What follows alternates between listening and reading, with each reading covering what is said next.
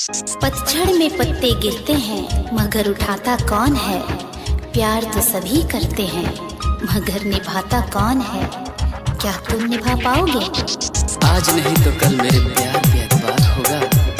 पत्थर का दिल कभी तो मोमियार होगा। तुम्हारी नजरें ढूंढेगी मुझे उस दिन, कल जब मेरा जनाजा तैयार होगा। डीजे विकास गोपाल तू जहाँ ये बता दवा सोनम की दुआ रवा। तू जहाँ ये बता दवा सोनम की दुआ रवा। हमके कोई के बर्बाद काहे आवह तारी याद, बड़ी सही हो जाके आंगन में लोरावा। तू जहाँ ये बता दवा सोनम की दुआ रवा। तू जहाँ ये बता दवा सोनम की दुआ रवा। हमके कोई के बर्बाद काहे आवह तारी याद, बड़ी सही हो जाके आंगन में लोरावा। तू जहाँ ये बता दवा सोनम की दुआ रवा। रोशनी चांद से होती है सितारों से नहीं। रोशनी चांद से होती है सितारों से नहीं। और मोहब्बत एक से होती है हजारों से नहीं। डीजे विकास गोपाल तो गोइली जहिया से रूठ के हम मरिले जुदाई से टूट के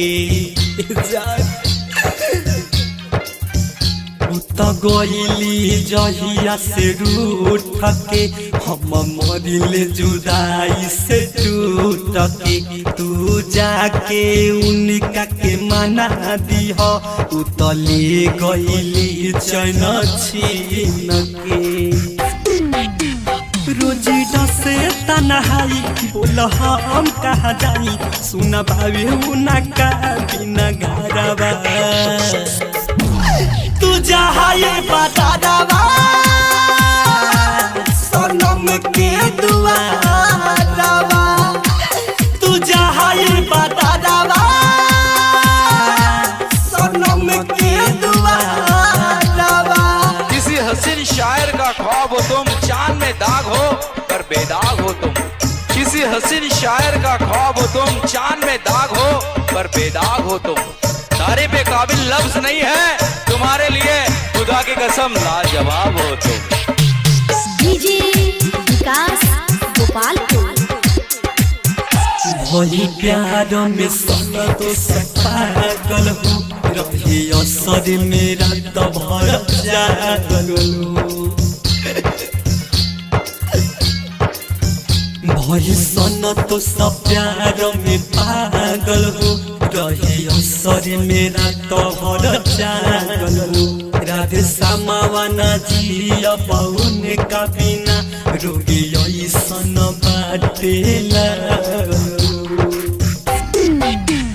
कहे धन में हुनर विकास नहीं होला हमारा दास, देखे खातिर तरस जियारावा। तू जहाँ ये बता दवा सोनम की दुआ रवा। तू जहाँ ये बता दवा सोनम की दुआ